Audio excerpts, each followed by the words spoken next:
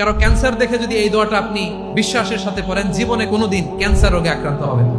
দুর্ঘটনা দেখে যদি পড়েন, ওই দুর্ঘটনা আপনাকে স্পর্শ করবে না। যে কোনো কারো বিপদ দেখে যদি কোনো বিশ্বাসী বান্দা এই দোয়া পড়ে, বিশ্বনবী বলেন লাম ইউসিবহু যালিকাল বালা, ওই বিপদ তাকে আর ধরবে না। উফিয়া মিনহু মিন যালিকাল বালা কাইনাম মা কান, সে যতদিন হায়াত পাবে কোনোদিন ওই বিপদ তাকে স্পর্শ করবে না। অনেক সময় আমরা দেখি হাসপাতালে ক্যান্সারের 3rd স্টেজে চলে গেছে, লোকটা হ্যাংলা হয়ে চিকন হয়ে হাইরে কি কষ্ট পায় দেখি না। বিষ্ণু বলে একটা দোয়া যদি কেউ অন্যের কোনো বিপদ দেখে পড়ে, ওই বিপদ তার জীবনে কখনো আসবে না। অনেক সময় হয় যে আমরা মহাসড়ক দিয়ে যখন চড়ি, দুর্ঘটনায় আইরে আল্লাহ, দুর্ঘটনায় মানুষের মাথা একদিকে দেহ আরেকদিকে, এরকম হয় না? আল্লাহ তুমি হেফাজত করো। বিশ্বনবী বলেন এই দুর্ঘটনা দেখে কেউ যদি এই দোয়াটা পড়ে, তার জীবনে সে কোনোদিন এরকম অ্যাক্সিডেন্টের সম্মুখীন হবে না।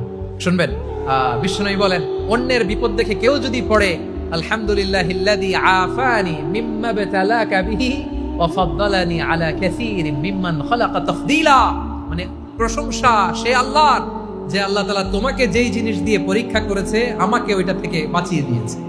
তোমাকে আল্লাহ যেই বিপদে ফেলেছে আমাকে ওই বিপদ থেকে তিনি মুক্ত রেখেছে, আর তার অনেক সৃষ্টির উপর আমাকে তিনি প্রাধান্য দিয়েছে। সুবহানাল্লাহ পড়েন।